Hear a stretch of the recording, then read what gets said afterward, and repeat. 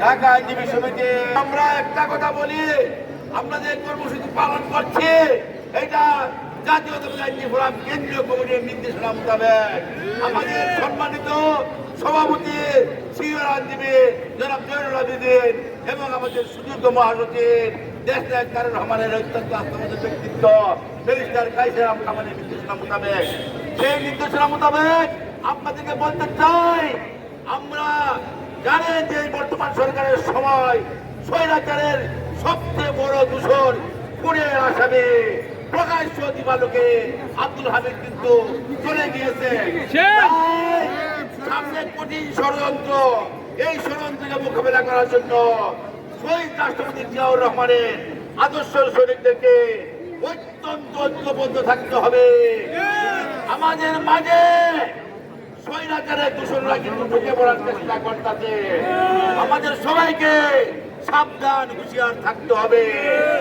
যদি কারো কেন আমাদের বর্তমান কার্যকরী কমিটি যে সিদ্ধান্ত নিয়ে কাজ করতেছে, আমাদের ফোরাম ঢাকায় যে সিদ্ধান্ত নিয়ে কাজ করতেছে, যদি কারো কোনো বিপদ থাকে থাকতে পারে, আমরা সাংগঠনিকভাবে আমাদের ফোরামের সুযোগ্য মহাসচিব ব্যারিস্টার কাইসার কামার সাথে আলোচনা করে নেবেন, দিক নির্দেশনা নেবেন।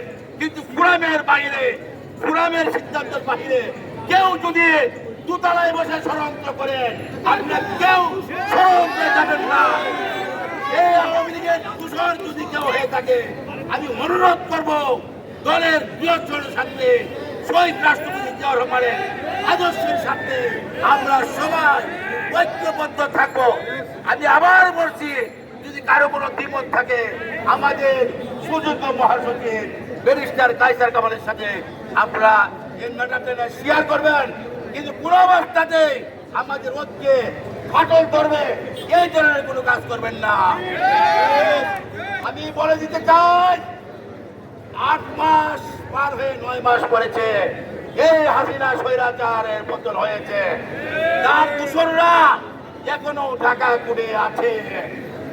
আবার সাধারণ সম্পাদক ঢাকা আইনজীবী সমিতি বলেছে, আমরাও বলেছি, আমরা সবাই ঐক্যবদ্ধ বলছি, আগামী সোমবারের ভিতরে সেই দুদকে যারা এখনো থেকে লুটপাট করছে তাদেরকে অবশ্যই বহন দিবেন। আর যদি তা না হয়, আগামী মঙ্গলবারে আমরা সেই দুদক অফিসে তালা ঝুলিয়ে দেব। কোন অবস্থাতে এদেরকে অব্যাহতি না দেওয়া পর্যন্ত, নতুন নিয়োগ না দেওয়া পর্যন্ত সেই তালা আর খোলা হবে। আমরা সবাই ঐক্যবদ্ধ থাকি, ইস্পাত করি ঐক্যবদ্ধ থেকে দেশনায়ক তারেক রহমানের এবং শহীদ রাষ্ট্রপতি জিয়াউর রহমান দেশকে এবং খালেদা জিয়ার ভবিষ্যৎ লক্ষ্যে ইনশাআল্লাহ আমরা পৌঁছবো, এই আশাবাদ ব্যক্ত করে সবাইকে ধন্যবাদ। আল্লাহ হাফেজ।